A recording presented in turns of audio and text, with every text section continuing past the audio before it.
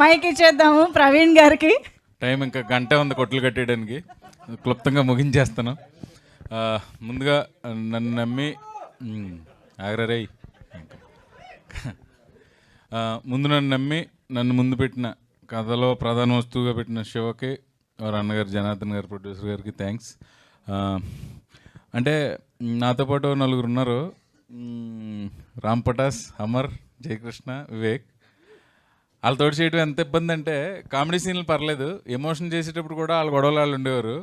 ఆ మూడ్లోంచి బయటకు వచ్చేస్తామో అని భయం. ముఖ్యంగా నేను ఫస్ట్ డైరెక్టర్ ఆఫీస్లో మన వివేక్ని కలిసినప్పుడు అంటే కార్తీక్ వాళ్ళ అన్నగారు నాకు ఇప్పుడు ఒక కార్తికేయకి అసోసియేట్ కింద చేసినప్పటి నుంచి పరిచయం, తను బాగా క్లోజు టైప్ తెలుసు, కానీ మనోడి గురించి తెలీదు. 4 రోజుల తర్వాత ఓపెన్ చేసాడు విశ్వరూపం, పడగిప్పి ఆడాడు మా మీద.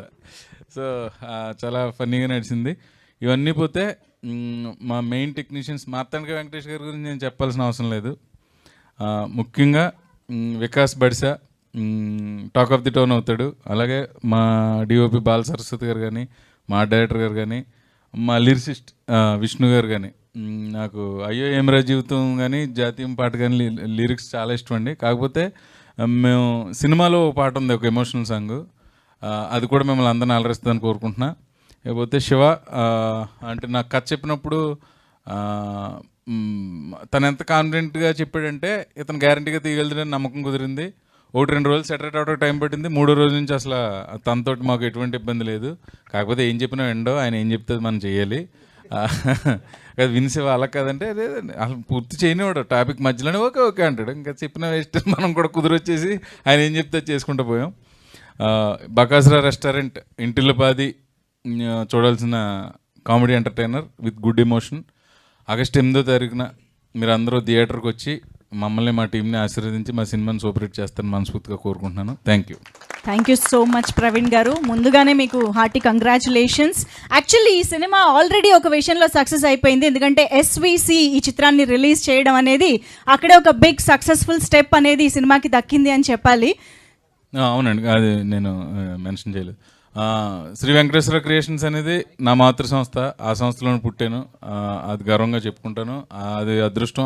ఆ కొత్త బంగారు లోకం నుంచి ఈ బకాసురా రెస్టారెంట్ దాకా మధ్యలో 200 సినిమాలు నడిపించడానికి అదే బలమైన పునాది.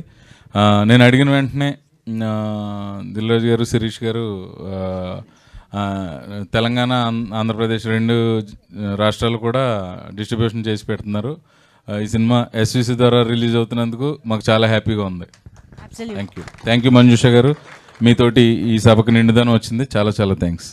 మైక్ తర్వాత ఇస్తాను మీకు, మీ మైక్ మీరు కంటిన్యూ చేసి. అంటే కొంచెం సస్పెన్స్గా ఉంటుంది అని చెప్పాం, ట్రైలర్లో రివీల్ చేసినప్పుడు హర్ష గురించి చెప్పాలి.